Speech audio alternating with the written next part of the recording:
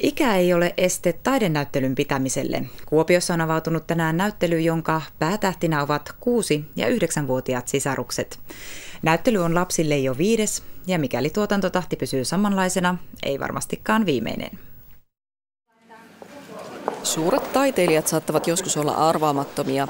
Robert Pennastakaan ei olisi oikein haluttanut astua ensin kameran eteen. Kohta ääni kellossa olikin jo ihan toinen.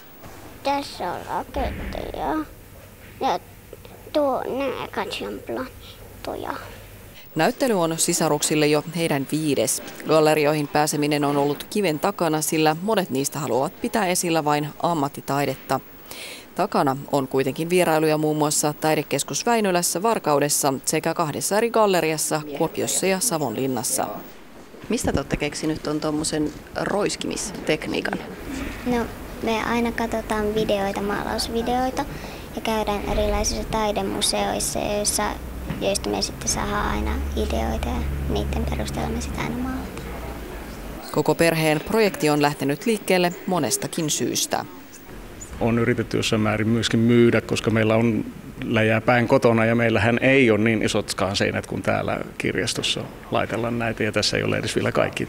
Mutta pääasia se, että niin kuin ihmiset näkevät. Ja myöskin saattaa innostaa muita lapsia nimenomaan maalaamaan. Onko tämmöinen roiskiminen hauskaa? On, paitsi äiti ei tykkää siitä, kun se joutuu aina putsaamaan kaikki kaapit ja sellaiset.